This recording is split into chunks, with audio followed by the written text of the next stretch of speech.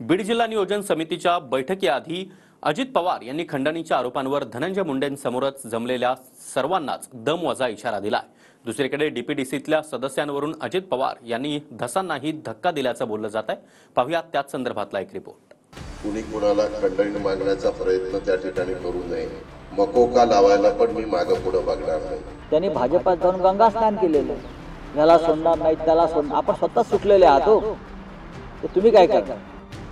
ज्या मंत्री धनंजय मुंडेंच्या बंगल्यावर खंडणीची बैठक झाल्याचा आरोप सुरेश धसांनी केलाय, त्याच मुंडेंसमोर बीडच्या पहिल्याच बैठकीत अजित पवारांनी खंडण्यांचे आरोप आणि बंदूकशाहीवरून समर्थकांना दमवजा इशारा दिला।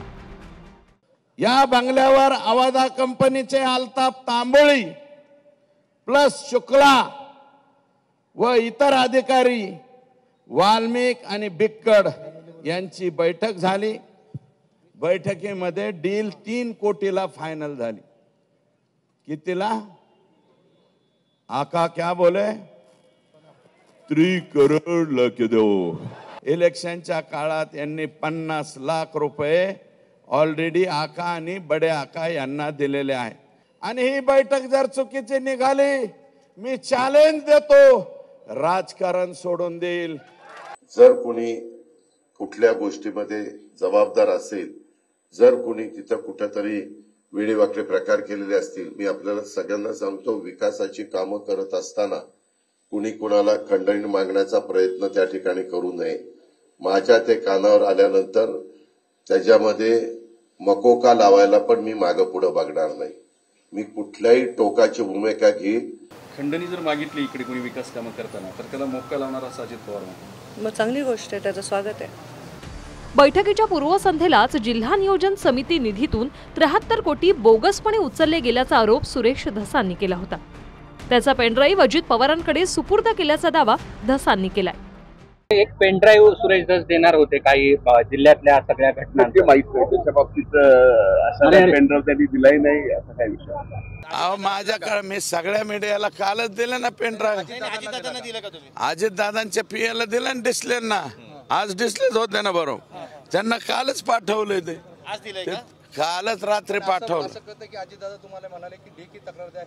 हो बरोबर आहे ना, लेखी नुसता पेनड्राईव्ह देऊन होणार आहे का?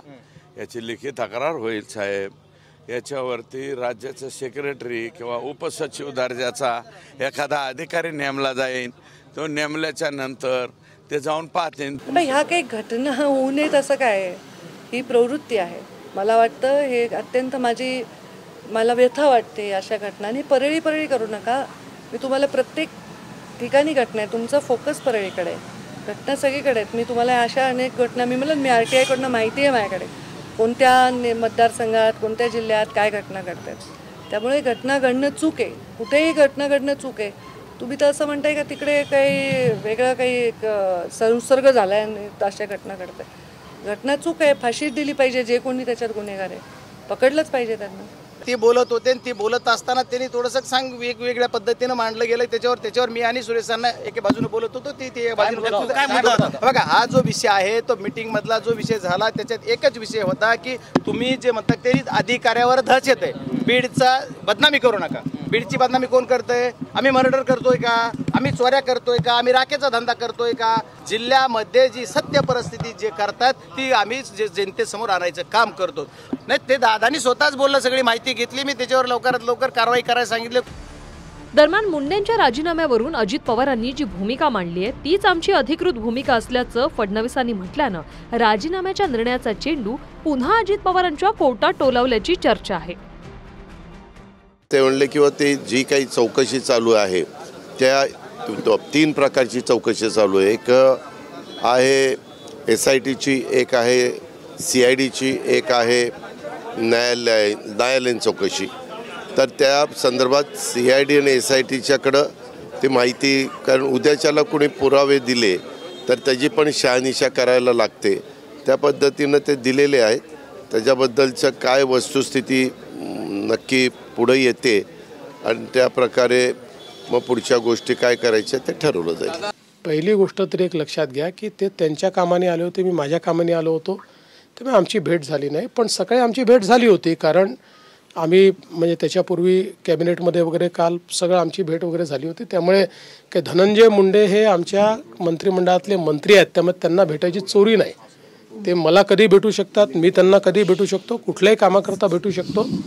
आणि त्यांच्या राजीनाम्याच्या संदर्भात अजितदादांनी स्पष्ट भूमिका मांडलेली आहे.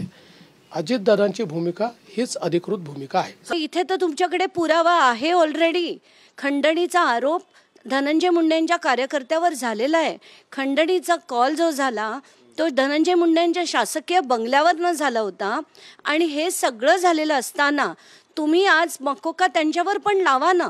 म्हणजे तुम्ही जे बोलताय ना तसं करून दाखवा, नुसतंच बोलू नका.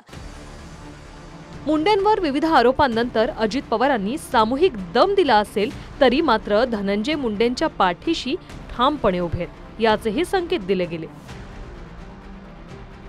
बीड जिल्हा नियोजन समितीच्या विधिमंडळ सदस्यामधून नामनिर्देशित करायच्या 2 सदस्यांच्या नावात अजित पवारांनी बदल केला. भाजप आमदार सुरेश धस आणि त्यांच्याच पक्षाचे आमदार प्रकाश सोळंकेंच्या जागी आमदार विजयसिंह पंडित आणि भाजपच्या कोट्यातून नमिता मुंदडांची नियुक्ती केली. यामुळे भविष्यात निधी वाटपावरून वाद जरी झाला तरी त्या प्रक्रियेत धस आणि सोळंके यांना मतदानाचा अधिकार असणार नाही. अजित पवारांनी बीडमध्ये जाऊन आपल्या नेहमीच्या स्टाईलनं दम दिला असला तरी विविध घोटाळ्यांचे आरोप सत्ताधारी नेत्यांकडूनच होत आहेत. पीक विमा घोटाळ्यासंदर्भात धाराशिवचा जिल्हाधिकाऱ्यांनी अहवालही दिलाय. गैरव्यवहार झाल्याची कबुली कृषी मंत्री माणिकराव कोकाटेंनीही दिली आहे. पण त्यावर कारवाई का नाही असा सवाल विरोधक विचारतायत. इन्शुरन्स, आपला पीक विमा, 1 रुपयात पीक विमा आहे. जमीन कुठली दाखवली जाते आमची गायरानाची, जमीन कुठली जाते देवस्थानची, जमीन सरकारची आणि त्याच्यावर पीक दुसऱ्याचंच आणि पैसे तिसऱ्याच्याच अकाउंटला जातात. अशा तक्रारी महाराष्ट्रातल्या, तुमच्याकडे नाही, महाराष्ट्रातल्या. त्याच्यावर आपण तपासणार आहे. त्यांच्या सत्तापक्षाच्या आमदारांनी सांगितलेलं आहे, जी समिती बसवली त्या समितीने सांगितलेलं आहे की तिथं पीक विम्यामध्ये घोटाळा झालेला आहे. आणि राज्याचे उपमुख्यमंत्री सांगत असतील की इथं पीक विम्याचा कुठेही भ्रष्टाचार झालेला नाही, तर धांदलखोटं ते बोलतात आहेत.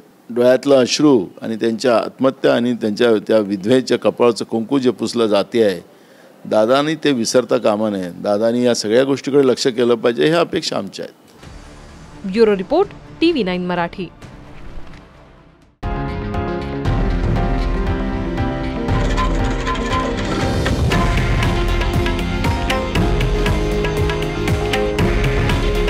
हे आहे देशातील नंबर 1 न्यूज नेटवर्क आणि आपण पाहत आहात TV9 मराठी. काळजी तुमची, हित महाराष्ट्राचं.